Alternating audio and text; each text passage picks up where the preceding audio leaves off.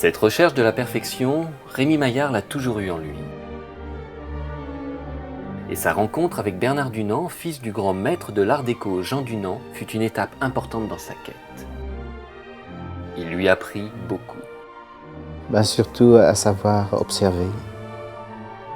Il m'a conforté à rester dans la voie dont je m'étais tracé. Il était assez fier de mon travail. D'abord, il me l'a écrit. Son père aurait été fier de voir mes œuvres. Oui, c'est une belle rencontre. La LAC est un chemin initiatique, une alchimie. Chaque étape est une rencontre qui s'opère et mise bout à bout, elles mènent à la révélation de l'œuvre. Dans le travail de la LAC, le voile se lève par le lustrage.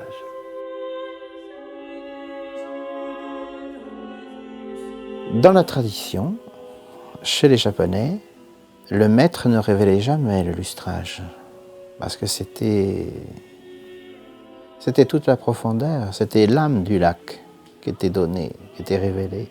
C'était toute sa beauté, toute sa richesse qui, par le lustrage, tout son éclat qu'elle prenait.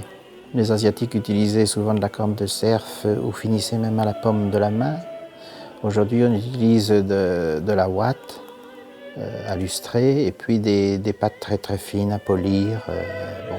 Moi, je travaille toujours manuellement, donc tout est fait avec un tampon de ouate. C'est un travail extrêmement physique.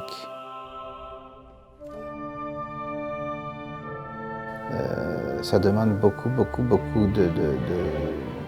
de régularité dans le geste. Et là, tout se révèle.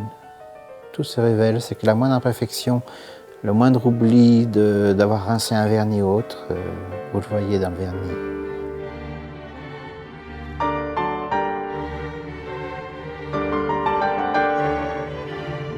Après des mois, voire des années à travailler sur la matière, à la dévoiler, à la transmuter, la magie s'opère. L'œuvre est à présent achevée, prête à être présentée au public. C'est la finition d'un travail, c'est la satisfaction personnelle aussi. Oui, c'est l'étape où on peut prendre du recul et qui nous permet aussi d'évoluer parce que à travers son propre travail, on peut aussi se corriger.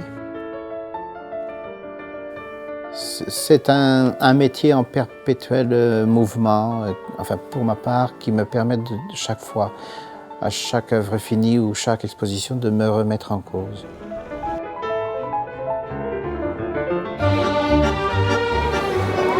Je voudrais tout d'abord remercier le président du Sénat, M. Gérard Larcher, de m'avoir donné la chance de pouvoir exposer dans ce haut lieu de la République. Le Sénat, ça a été pour moi une ouverture. Pour moi, c'est une renaissance. C'était l'occasion de me donner un élan nouveau et de montrer ma production nouvelle. C'était une opportunité qu'il fallait saisir et ne pas laisser passer.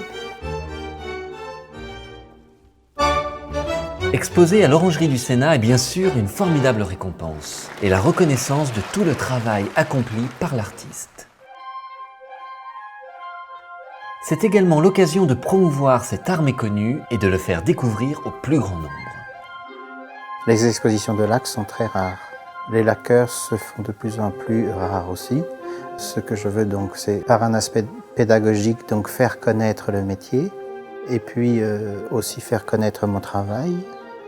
Il faut espérer aussi que des ouvertures, des contacts, des rencontres se fassent et soient très riches justement d'échanges.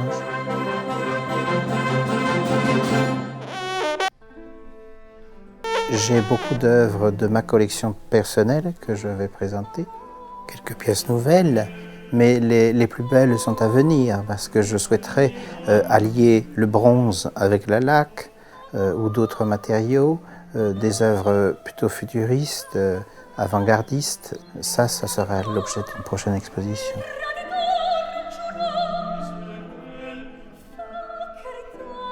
Pour moi, le lac, c'est l'école de l'humilité.